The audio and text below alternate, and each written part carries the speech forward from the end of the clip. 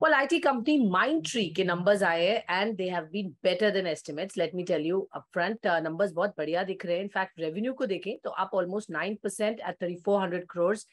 Dollar revenue is also at 42.2 crores, which is up almost 6%. EBIT की बात करें वहां पर भी 650 करोड़ पर आया है, 8.8%. On all parameters, if you see, even PAT हम देख रहे हैं तो 509 crores, which is up almost 7.8%, and margins 19.1%, which is of course again better than what the estimations were.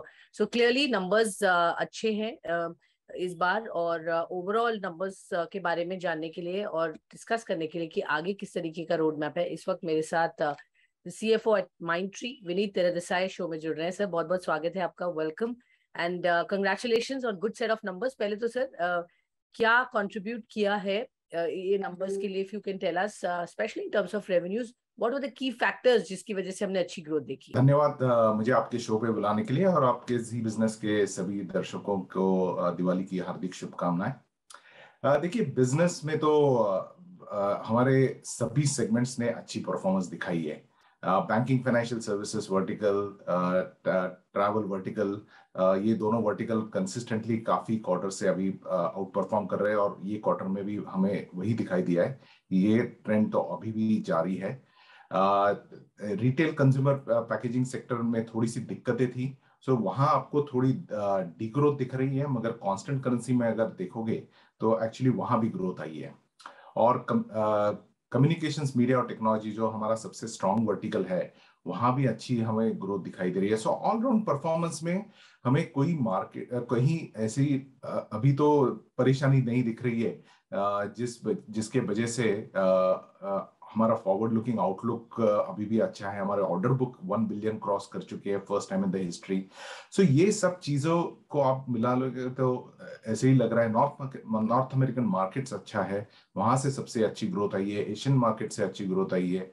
Europe market थोड़ा सा धीमा है, मगर आप उसमें से क्रॉस करेंसी इंपैक्ट अगर निकाल दोगे तो एक्चुअली वहां भी ग्रोथ ही दिखाई दे रही है. तो कंसर्न से, कॉशियसनेस है, मगर फॉरवर्ड लुकिंग पे भी सभी वर्टिकल्स में अच्छी ग्रोथ दिख रही है.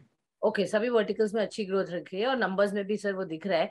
बट कल ही की अगर हम बात करेंगे तो देखा हमने कि सितंबर यूएस इन्फ्लेशन जो है वो आया है 8.2% पर. अब क्या आपको लगता है इसकी वजह से डिमांड आउटलुक में आगे चलकर थोड़ा स्लो डाउन हो सकता है? और मैं आपसे ये जानना चाहूंगी कि क्लाइंट आईटी बजट में किस तरीके के आपको रुझान दिख रहे हैं फॉर 2023? देखिए, हमारा आईटी इंडस्ट्री में दो तरह की स्पेंड्स होती हैं. एक रेवेन्यू टेकआउट पे और दूसरा कॉस्ट टेकआउट पे होती है. हमारा ज्यादा से ज्यादा प्ले डिजिटल ट्रांसफॉर्मेशन जो रेवेन्यू एनहांसमेंट में रहता है, उसमें हमारी प्रोजेक्ट्स पे हम काफी काम करते हैं. तो वहां तो अभी ऐसी कोई परेशानी नहीं दिख रही है कि जिस वजह से कस्टमर्स ने हमारी स्पेंडिंग कट की है. और अगर मान लो कि रिसेशन आया और स्लो डाउन आ गया और कस्टमर्स ने ये डिजिटल ट्रांसफॉर्मेशन पे स्पेंडिंग कम की, तो उनका दूसरा स्पेंड कॉस्ट टेकआउट पे रहता है. माइंडट्री अभी आपको जैसे हमने पहले बताया कि माइंडट्री और एलटीआई का मर्जर होने जा रहा है, तो ये दोनों कंपनियां काफी स्ट्रॉन्ग आउटप्ले करती है डिजिटल ट्रांसफॉर्मेशन में भी और कॉस्ट आउटटेक में भी. तो अगर स्लो डाउन आया तो भी दोनों company as a combined entity हमें लगता है कि हम काफी हद तक रेडी है वहां भी अपॉर्चुनिटी को प्ले करते हुए उसका फायदा उठाते हुए अच्छी ग्रोथ दिखाने के लिए. Okay, fair enough. तो इसका एक तरह से डी रिस्क फैक्टर आपको मिल जाएगा दोनों कंपनीज की स्ट्रेंथ्स को देखें अगर. ज्योग्राफी वाइज आपने ऑफ कोर्स बताया कि नॉर्थ अमेरिका मार्केट तो बहुत अच्छा ग्रो किया है, जबकि आपने कहा ऑफ कोर्स कि यूरोप में थोड़ा सा अभी तकलीफ है. 9.1% डी ग्रोथ है टू बी स्पेसिफिक. अगर मैं नंबर्स देखूं तो वहां पर आगे एक तो सेक्टर कौन सा सबसे ज्यादा इम्पैक्ट हुआ है north in Europe, if you can tell us, और आगे आउटलुक उस रीजन से क्या है सर? नहीं, यूरोप में हमारा सबसे ज्यादा exposure retail consumer packaging segment में है, जहां सबसे बड़ा इम्पैक्ट आया है. मगर अगेन मैं वही रिपीट करूंगा कि वहां भी क्रॉस करेंसी का इम्पैक्ट अगर आप निकाल दोगे तो वो डाउन ट्रेंड जो आपको दिख रहा है वो इतना बुरा नहीं है. दूसरा ऐसा था कि रिटेल हमारा सेगमेंट FY22 में काफी स्ट्रॉन्ग ग्रोथ दिखा चुका था, तो उसका एक अलग बेसलाइन बन गया था। तो उसके कंपैरिजन में अभी लग रहा है कि थोड़ा सा कम ग्रोथ दिखाई दे रही है। मगर यही एक सेगमेंट है जहां इन्फ्लेशन का एक डायरेक्ट इम्पैक्ट आता है। और दूसरी ऐसी है कि कई हमारे कस्टमर्स ऐसे थे कि जिनके लिए रशिया और यूक्रेन एक बड़े मार्केट्स थे, तो ये मार्केट्स डिस्ट्रॉय होने की वजह से उन्होंने कुछ प्रोग्राम्स को थोड़ा ब्रेक लगा के डिफर किया है।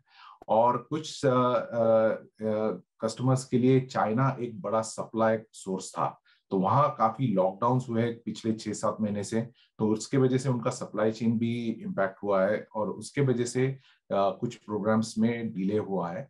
मगर कोई भी प्रोग्राम्स अभी तक कैंसिल नहीं हुआ है।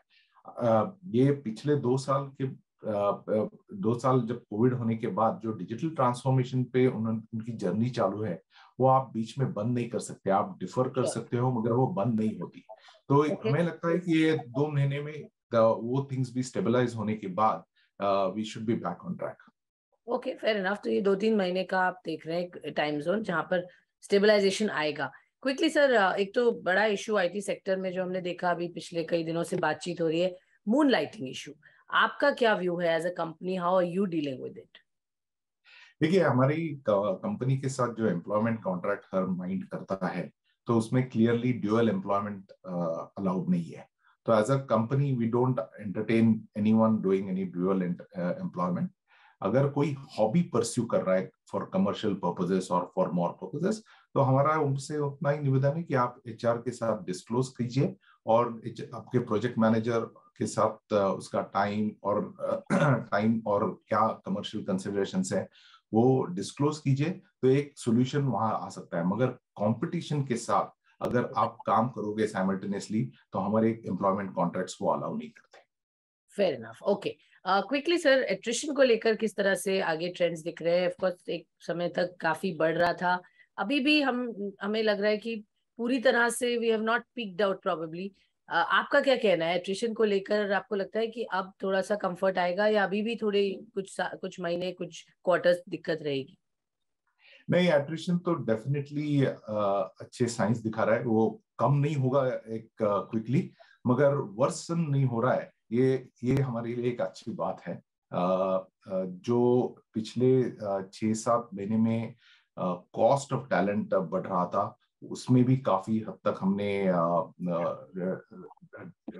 डिग्रोथ दिखाई है। लोगों की जो एक्सपेक्टेशंस थे वो काफी हद तक कम हुए हैं। ज्वाइनिंग रेशो इम्प्रूव हो रहे हैं और जिस तरह से एट्रिशन हमारा अभी स्टेबलाइज हुआ है, हमें लगता है कि एट्रिशन जो वर्स्ट सिचुएशन थी, I think so we are behind it. And यहाँ से आपको if not betterment at least stabilization दिखाई देगा अगले 2-3 क्वार्टर। ऑल राइट सर, तो कह सकते हैं कि एक तरह से पीक आउट हो गया है यहाँ पर एट्रिशन रेट्स। ऑल राइट, बहुत बहुत धन्यवाद आपका हमसे जुड़ने के लिए और बताने के लिए किस तरीके के नंबर्स है और आगे क्या है road map. Thank you very much. Thank you very much.